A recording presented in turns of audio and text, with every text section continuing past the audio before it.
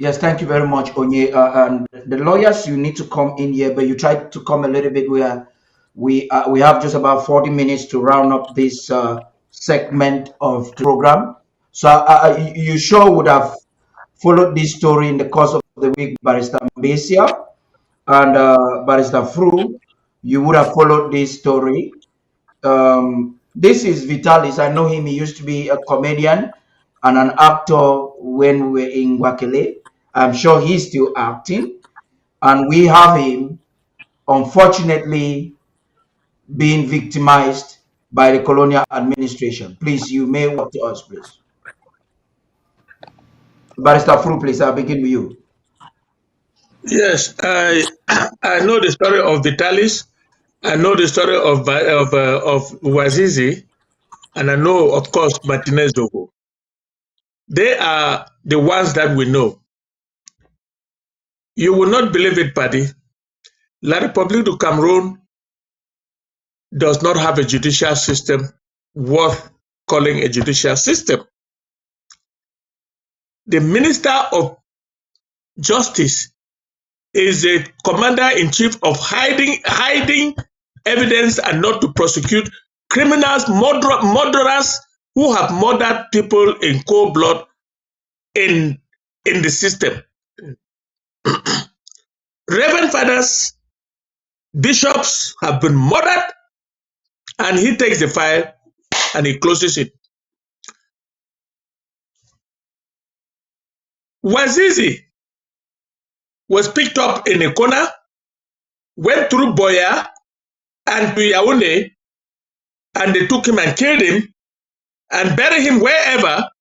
Until today, they can neither produce the body, they can neither produce the case. They claim that they told the family that he had died, but as I speak, nobody has produced the corpse of Wazizi to his family, wife and children.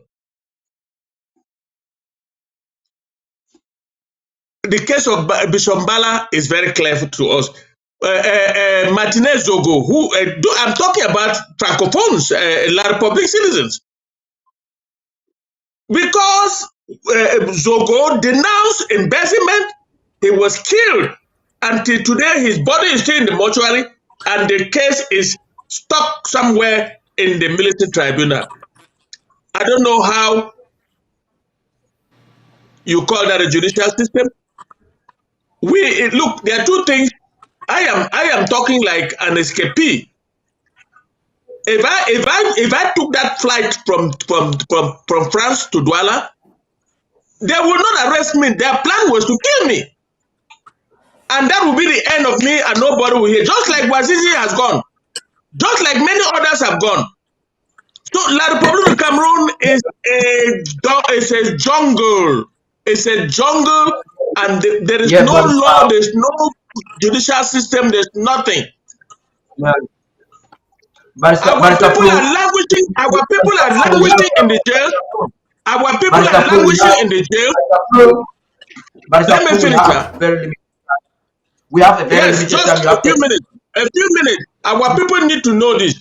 Our people are languishing in jails, and not even one of them has had any fair trial anywhere. In Vitalis' case, he's lucky that at least they reduced his sentence in the Court of Appeal to 1 year, and he had already served 2, so he left.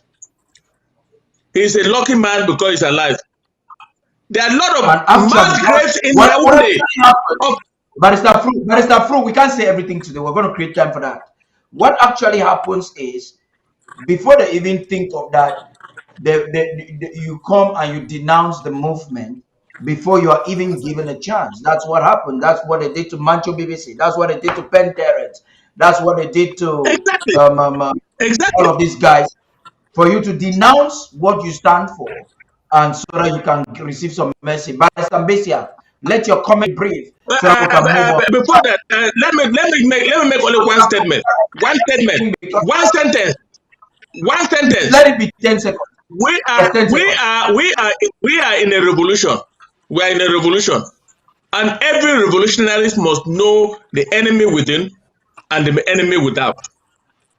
Thank And you. if you know the Barrister enemy Mbeseha, within, you must call him out, you must call his name. You must make sure that our people know who is our enemies.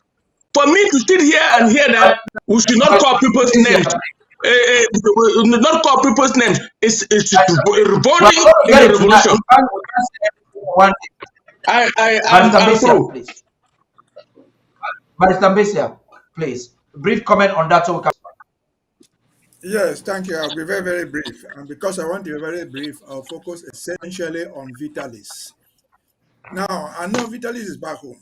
His family will be very happy to have him. People will praise Barrister Mona for whatever thing he did to get him free. That's okay. But the central issue is, why was Vitalis taken and jailed for? Yes, he won on appeal.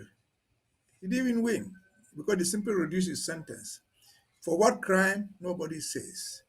They're reducing his sentence from 7 years to 1 year. For what crime on the basics of it? What crime did he even commit in the first place? He committed no crime. And so, as far as Vitalis is concerned, it is a symbol, it's symbolic of Cameroon. Somebody that we can put in our own language, eating your cake and trying to have it. They are illegitimate system, they have no legal system, but they try to mingle up in between and pretend to be a legal system. For example, they will tell you, well, Vitalis won his appeal. The appeal reduced his trial to whatever thing. And so it is just trying to eat your cake and have it. The bottom line is that there is no justice there. If Vitalis had committed any crime at all, it was in Bamenda. There's a military court even in Bamenda. How did Vitalis find himself in Yaoundé and being sentenced there? Illegal. No law permitted him to do that. And again, what is Vitalis being reduced, his sentence being reduced from 7 to 1 year for doing? What is his basic crime? That he was selling palm oil or whatever thing he was doing. And so it is a criminal thing. They are trying to they control the judicial system. Once in a while, they release one person and say, "Well, we're doing justice." Like you hear them say, "Well, the consultant was they were detained, Agwambala and the rest were sent to jail, but they were released. But they released Agwambala, 5, 6 of them, and they continue to retain thousands of others." And so this is a government, a system that wants to eat his cake and have it back legally. So Vitalis has committed no crime.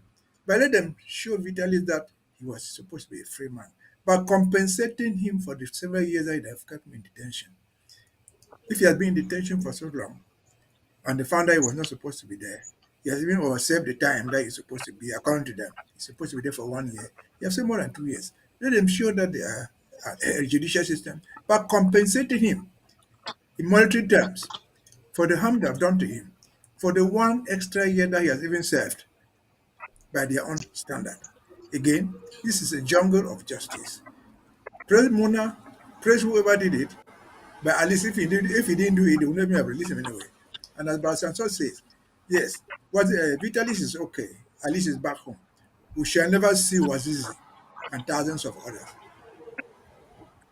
And so that is how I end it there. We don't have a lot of time. That Other issues. That's that's that's what that's amazing.